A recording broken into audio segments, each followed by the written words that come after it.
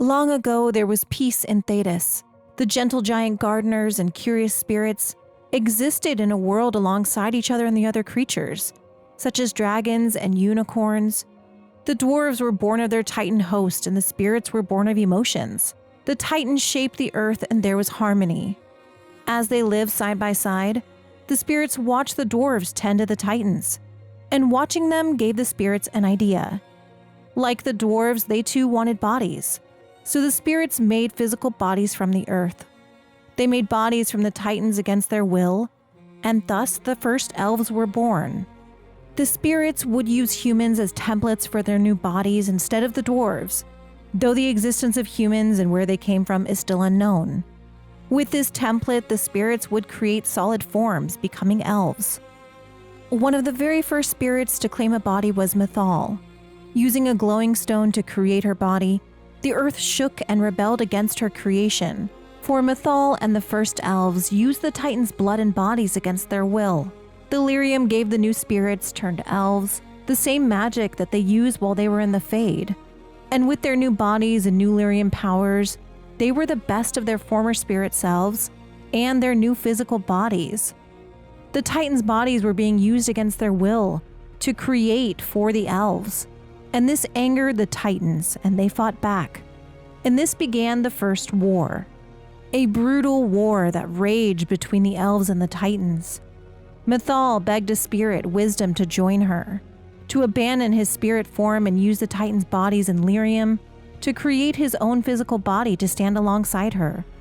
Elgarn'nan, one of the first elves, was already hungry for power, and Mythal, a spirit of benevolence, needed Wisdom to push back against Elgarn'nan.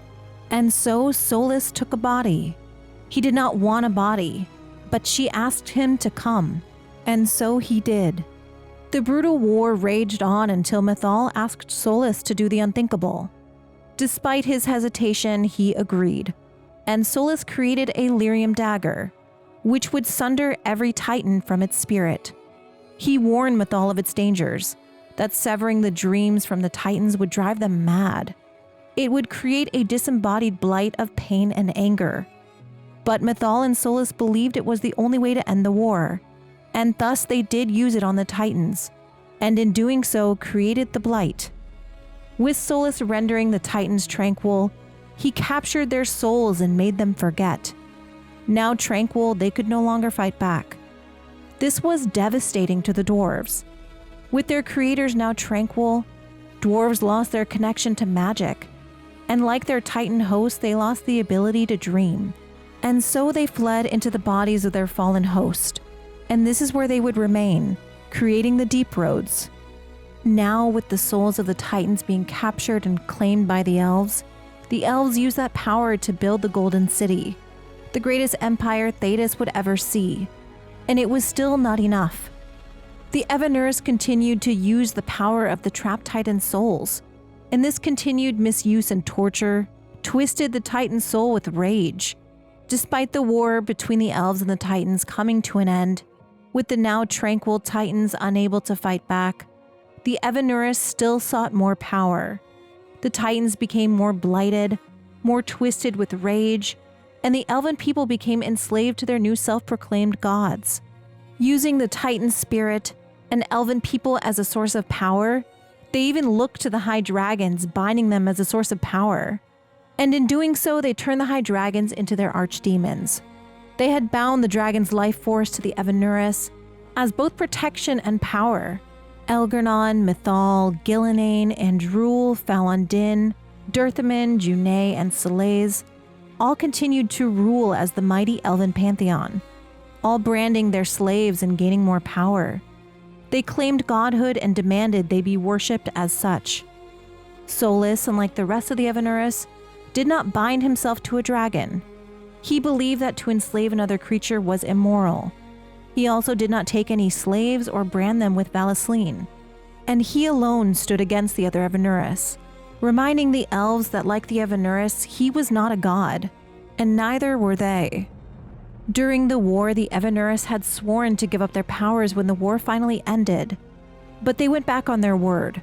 Solas begged Elgarn'nan not to continue his reign, and to give up his power after everything was done. But elgarn'nan said the people needed leadership, even after the war ended. Mythal agreed with him, maintaining her position of power, saying she wanted to help the elves rebuild. Solas disagreed, not agreeing to follow in the footsteps of those who would self-appoint themselves as would-be gods. He did not want to conquer the land or the other elves, and only wanted to fight for their freedom and to end the war. And so Fen'Harel was born. Solas began his rebellion, fighting to free the elven slaves and elven people from the cruel tyranny of the Evanuris. And despite the war being over, the Evanuris did not stop searching for power. Instead, their ambitions grew, and they looked towards the magic of the Blight and its potential. Solas blamed himself for the creation of the Blight. In his fight to save the elven people from the Evanuris grew desperate. With Solas's rebellion working and the Evanuris feeling their grasp weakening on the people they marked as their own slaves, they looked to the Blight for more power, more control. The war between the elves and titans was over, but now the war between Solas's rebellion and the Evanuris was reaching its peak, and Solas's rebellion was winning. Turning to the Blight for an upper hand, the Blight corrupted the Evanuris, and they were no longer able to see the dangers it posed to the world or the elven people if it was unleashed in full. From the Titan souls being captured and misused, their rage grew and the Blight became angrier and far more dangerous. Though Solas had previously sealed the Blight away, he could feel the breaking of the wards and feared the magic of the Blight falling into the hands of the Evanuris. Trying to soothe Solas's fears, Mythal agreed to investigate, promising to remind the Evanuris of the dangers of the Blight. Seeing how corrupted the Evanuris were, and that Mythal was the only one left with reason, Solas begged her to leave and stay with him, to leave the Evanuris forever. But she turned him away, and attempted to stop the Evanuris herself. Having ruled alongside them for centuries, she thought she could sway them away from using the Blight. But when Mythal attempted to confront the Evanuris, they killed her with the very dagger that Solas made for Mythal, that they had somehow stolen from him. But Mythal would not wholly die, though her physical form would. She would return to her spirit form, but fractured, her essence sheltered throughout the ages in a willing mortal vessel. Even still, killing Mythal was an unforgivable crime.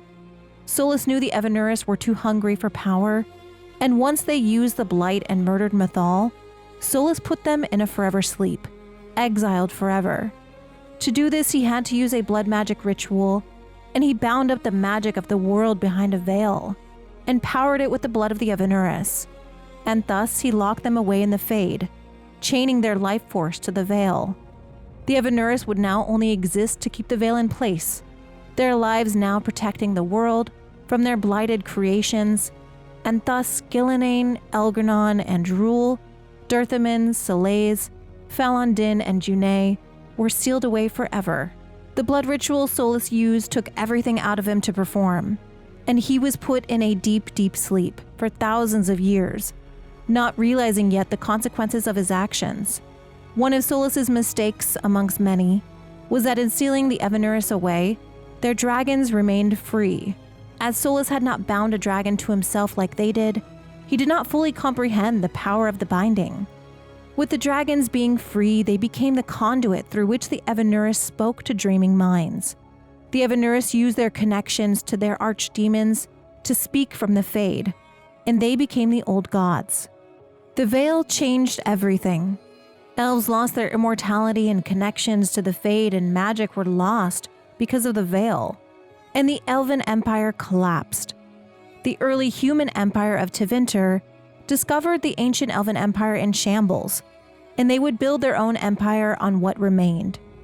Eons later, the blight that grew from the Titan's twisted rage fought its captivity, reaching out to power-hungry magisters through their dreams, according to the art book. But from the story of Magister Sidereal, we know that the old gods, the Evanuris, lured the magisters to the Golden City, where they had found it already blackened by the blight.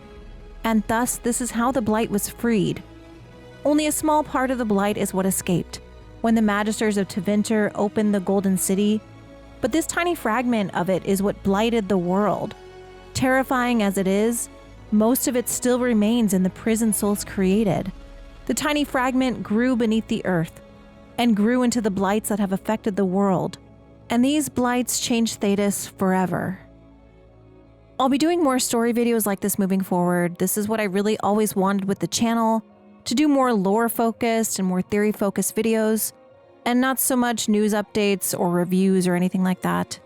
I don't think there's going to be any major Dragon Age news anytime soon, but if there is, I'll cover it, but I just don't want to be doing any smaller updates anymore. I will still be covering Mass Effect the way I have been if there is any news, and of course I will be covering Exodus, which I think is going to really ramp up marketing this month.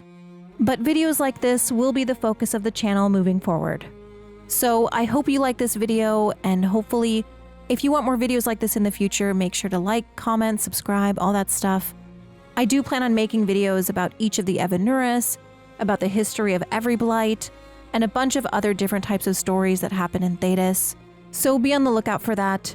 My next video will be on Tirda Brightaxe, who was one of Mythal's vessels. There's a lot of stuff that I want to cover moving forward, and thank you so much for all of your support. Thank you if you supported me on Patreon, or even on Twitter, or you've just engaged with me on any platform. Thank you so much for watching my videos. I will see you all next time.